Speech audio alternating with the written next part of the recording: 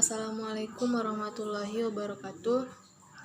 Nama saya Hotmeda Lubis, NIM 1830200008. Saya dari kelompok 2 mata kuliah Fikih Kontemporer. Saya akan menjelaskan makalah kami yang berjudul kontrasepsi, sterilisasi, dan abortus. Yang pertama yaitu kontrasepsi. Kontrasepsi terdiri dari kata kontra, yang artinya mencegah atau melawan, serta konsepsi artinya bertemunya sel telur dengan sel sperma yang sehingga terjadinya kehamilan. Sterilisasi yaitu memandulkan lelaki ataupun perempuan dengan jalan operasi yang pada umumnya agar tidak dapat menghasilkan keturunan.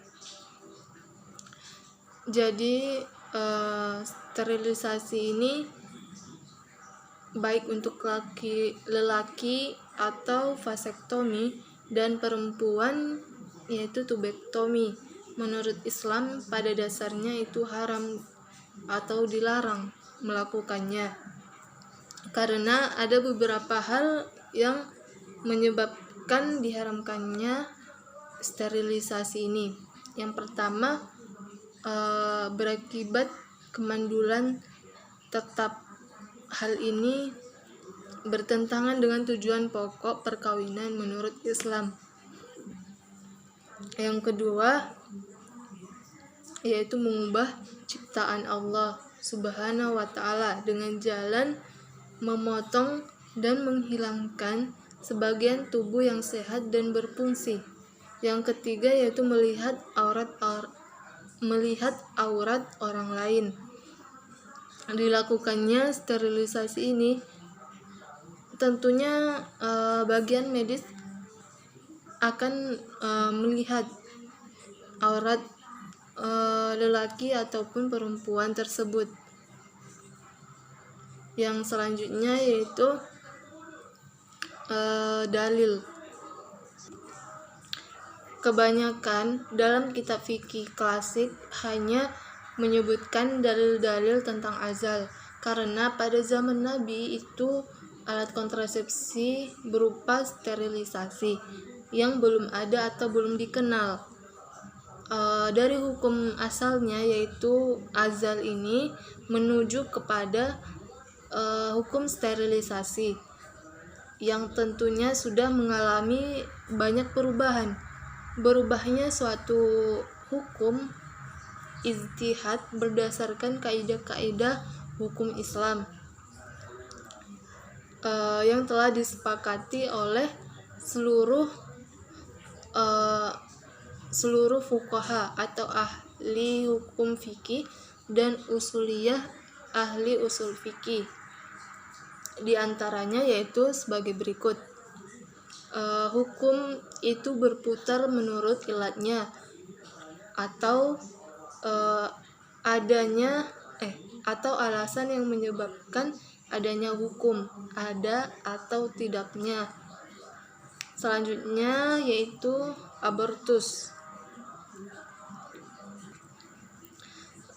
Dalam bahasa Inggris kata abortus yaitu abortion, yang berarti gugur kandungan atau keguguran. Abortus ini dalam pandangan Islam merupakan termasuk perbuatan yang keji atau suatu kejahatan, karena dengan sengajanya menghilangkan nyawa orang lain. Pada kebiasaan bangsa Arab jahiliyah itu dianalogikan dengan tindakan abortus, karena yang dapat mendorong mereka melakukan abortus ada beberapa faktor, yaitu faktor yang pertama yaitu faktor ekonomi, yang kedua faktor sosial, dan yang ketiga yaitu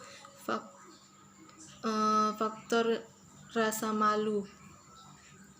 Mengapa dikatakan rasa malu? Karena di bangsa Arab jahiliyah itu mereka tidak menginginkan anak perempuan. Anak perempuan akan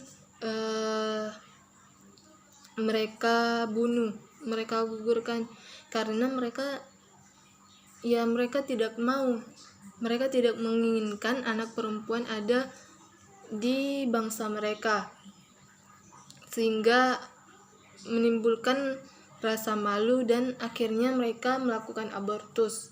Maka jelas hal tersebut tidak dibenarkan. Orang yang melakukan abortus apabila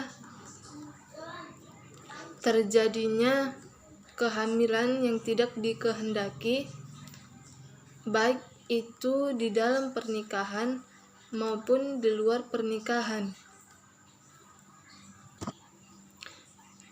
Terjadinya abortus di luar pernikahan sering terjadi akibat dari hubungan seks yang tidak sah. Jadi seorang ayah dan ibu si janin menghindarkan diri dari konsekuensi perbuatan mereka tersebut.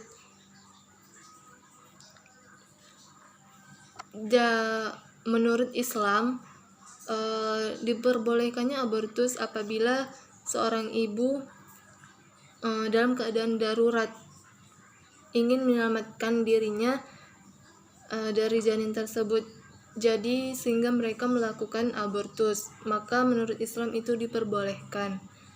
Mungkin cukup sekian yang dapat saya sampaikan, kurang dan lebihnya saya mohon maaf. Wassalamualaikum warahmatullahi wabarakatuh.